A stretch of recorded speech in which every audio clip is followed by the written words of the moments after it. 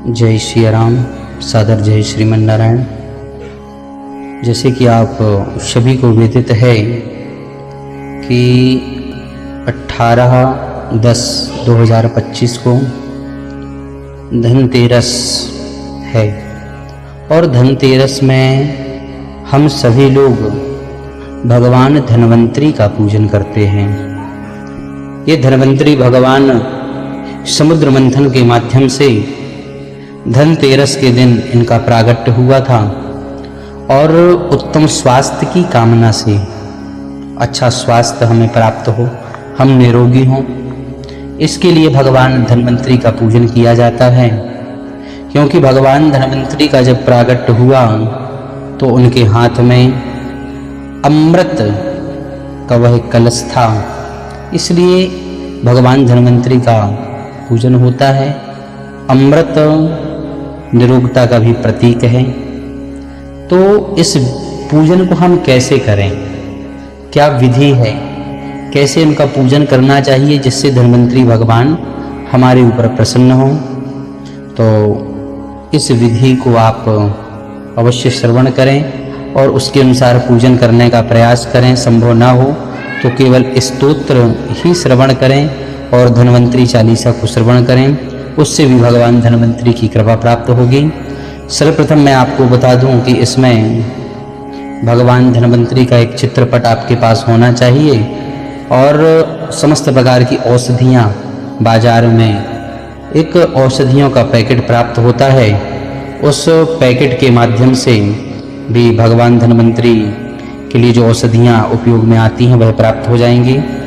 इस पूजन में धनतेरस पूजा विधि, धन्वंतरी स्तोत्र, धनतेरस की कथा, भगवान धन्वंतरी की आरती एवं श्री धन्वंतरी चालीसा, यह विषय है, वर्णन है। तो सुंदर एक पटे पर एक लाल वस्त्र बिछा करके उसमें भगवान धन्वंतरी को स्थापित करें, भगवान गणेश को स्थापित करें, साथ में इनका चंदन वंदन इत्यादि से पूजन करने के बाद भगवान की कथा इत्यादि श्रवण करनी चाहिए। आइए इस विधि को हम विस्तार से समझते हैं।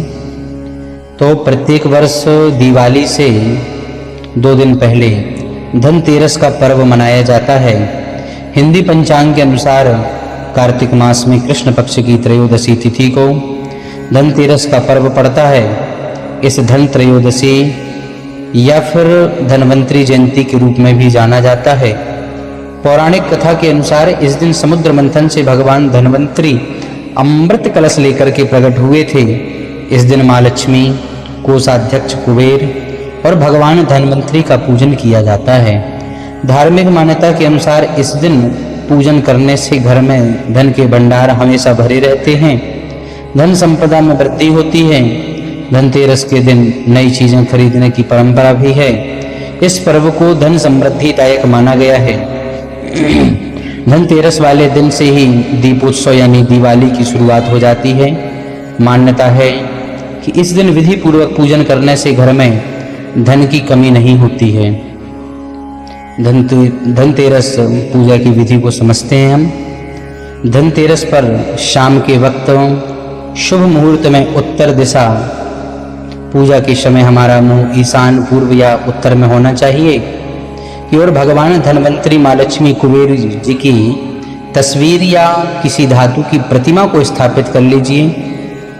आपने इस दिन जो भी धातु, बर्तन अथवा ज्वेलरी की खरीदी की है उसे चौकी पर भी रखें। अब गंगा जल का छींटा दें, दीप प्रज्वलित करें और विधिवत पूजन करना आरंभ करें। तिलक करने के बाद पुष्प, फल आदि चीज़ें अर्पित करें। माँ लक्ष्मी को कमलगट्टे अर्पित करें। इसके बाद धन्वंतरी देव के सामने धूप दीप जलाएं। फिर उनके मस्तक पर हल्दी, कुमकुम, चंदन और चावल लगाएं। फिर उन्हें हार और फूल चढ़ाएं। पूजन में अनामिका उंगली, छोटी उंगली के पास वाली यानी रिंग फिंगर से गंध, चंदन, कुमकुम, अबीर, गुलाल, हल्दी आदि लगाना चाहिए। वैसे यह पूजन बड़ा विस्तार से होता है। इस पूजन में यदि हम किसी ब्राह्मण देवता को बुला करके पूजन करवाएं तो यह अति उत्तम होता है। प्रयास करें कि हम ब्राह्मण को बुला लें, क्योंकि इसमें जितनी भी वस्तुएं चढ़ाने के लिए बतलाई गई हैं सबका एक वैदिक मंत्र होता है, एक लौकिक मंत्र होता है। मंत्रों से पूजन करने में इस पूजन का फल और कई गुना बढ़ जाता है। इस तरह उपरोक्त षोडशोपचार की सभी सामग्री से पूजन करें। पूजन के दौरान ओम ह्रीम कुबेराय नमः इस मंत्र का जाप करते रहें। भगवान धन्वंतरी को प्रसन्न करने के लिए इस दिन धन्वंतरी स्तोत्र का पाठ अति आवश्यक रूप से करना चाहिए। इसके बाद माँ लक्ष्मी और गणेश भगवान जी की पूजा और आरती करें। पूजा के समय सभी एकत्रित होकर साथ पूजा करें।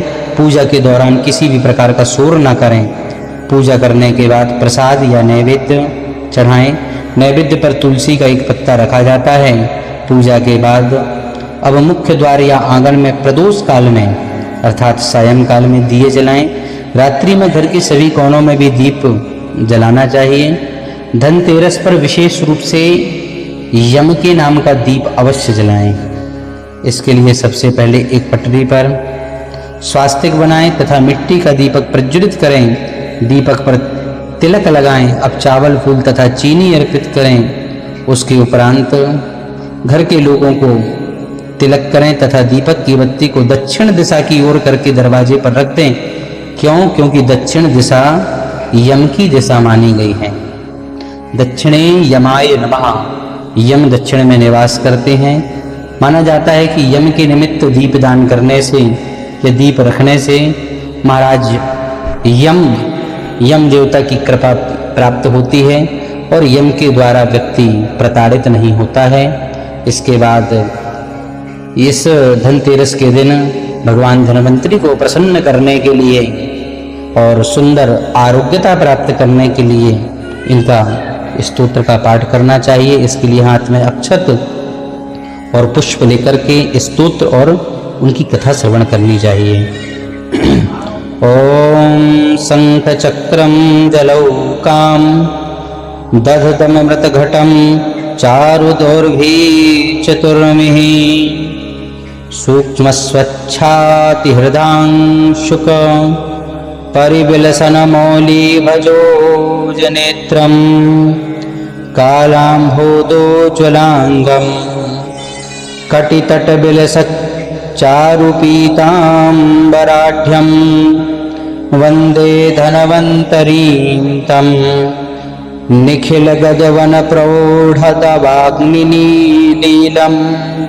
ओम नमो भगवते महासुदर्शनाय वासुदेवाय धनवंतराय अमृतकलशहस्ताय सर्वभयविनाशाय सर्वरोगनिवारणाय त्रिलोकपथाय त्रिलोकनाथाय श्री महाविष्णुस्वरूप श्री धनवंतरी स्वरूप श्री श्री श्री औषधचक्र नारायणाय नमः।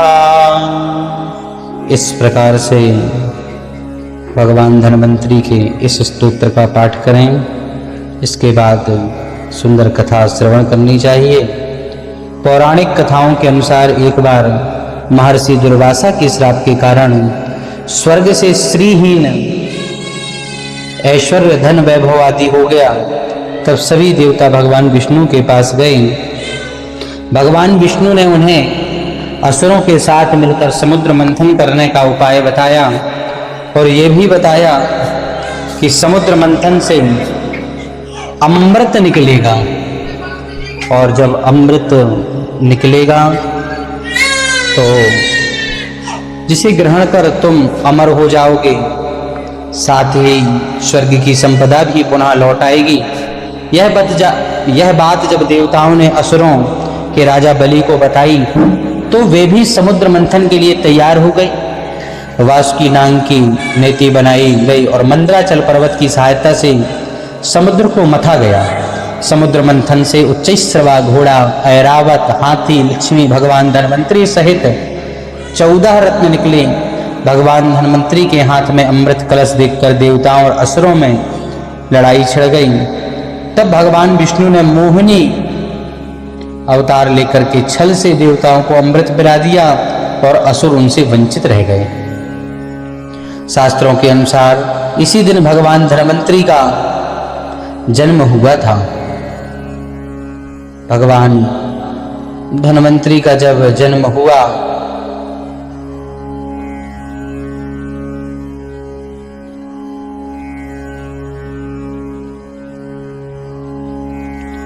इसलिए इसे धनतेरस त्योहार के रूप में मनाया जाता है, क्योंकि इस दिन भगवान धन्वंतरी अमृत से भरा कलश, सोने का कलश लेकर प्रकट हुए थे।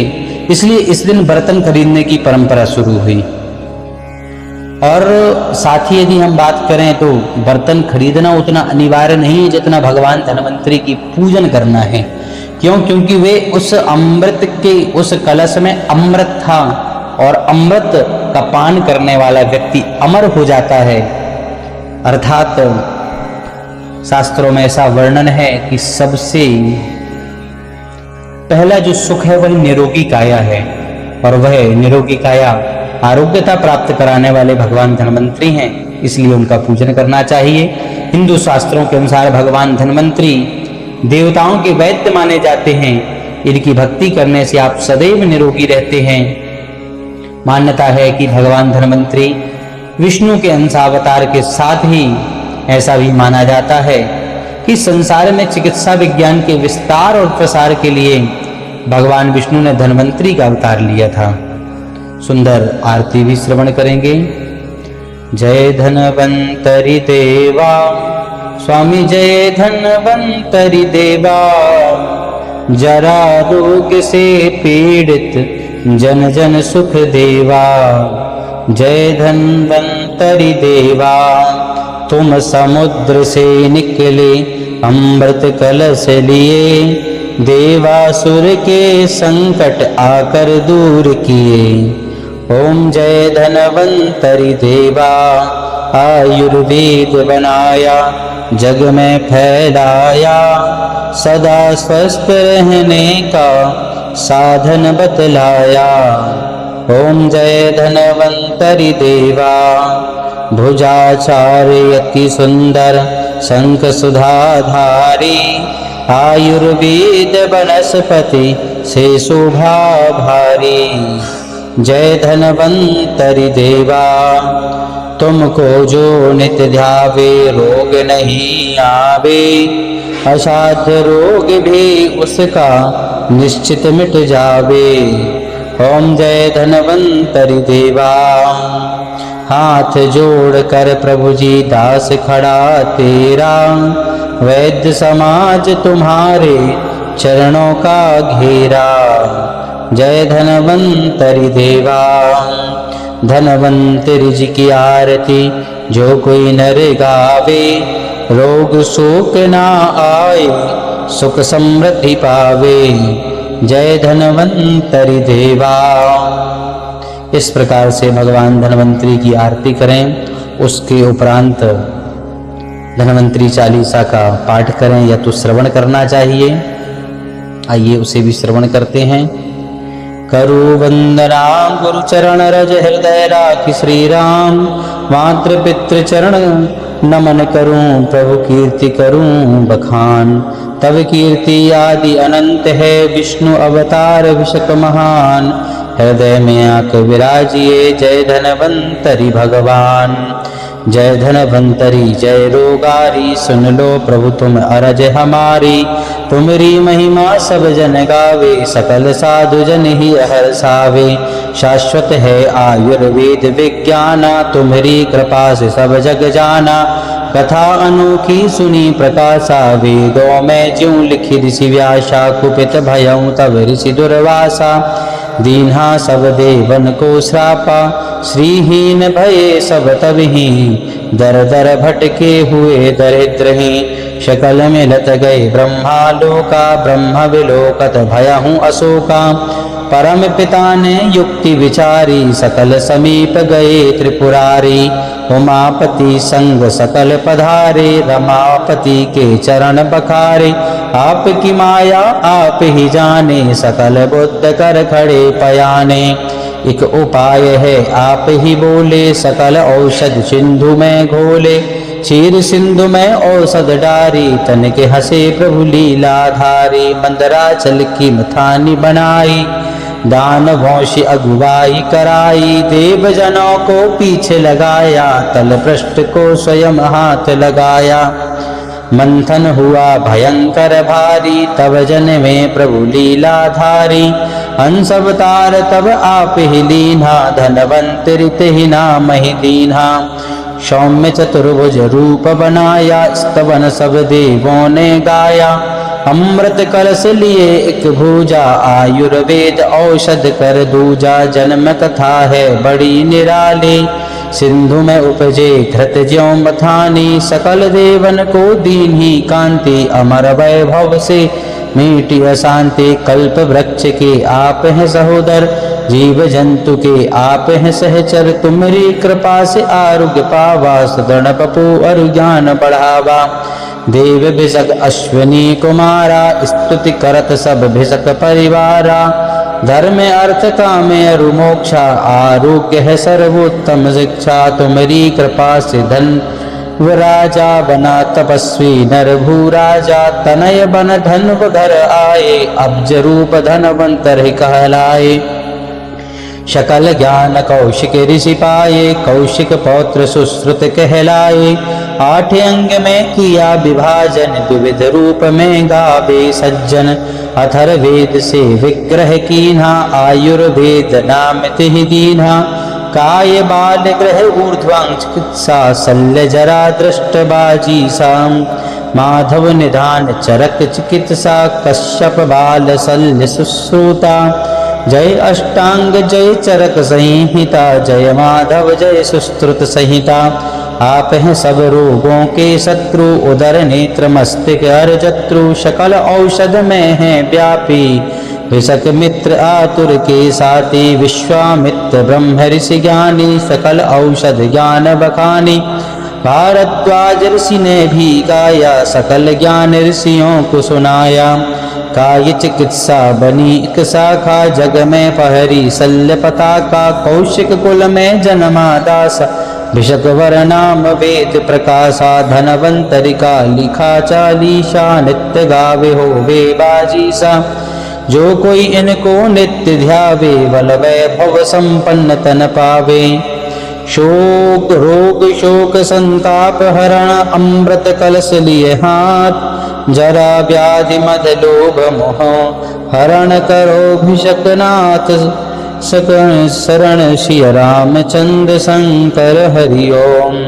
बोले धन्वंतरी भगवान की जय। इस प्रकार से यह भगवान धन्वंतरी का पूजन करना चाहिए। और आगे आपको दीपावली से संबंधित पूजन भी प्राप्त होगा, वह बड़े विस्तार से होगा। भगवती महालक्ष्मी की कृपा प्राप्त करने के लिए उस पूजन को कैसे करना है, उसकी संपूर्ण विधि आपको बतलाई जाएगी। इस प्रकार से भगवान धन्वंतरी को प्रसन्न करें। हमारे चैनल को लाइक करें, सब्सक्राइब करें और आगे भी आपको नोटिफिकेशन प्राप्त हो, उसके लिए आप नोटिफिकेशन भी चालू करिए, जिससे आपको आगे की जानकारियाँ प्राप्त हों। और इसी के साथ आपको सादर जय श्री राम, जय श्रीमन नारायण।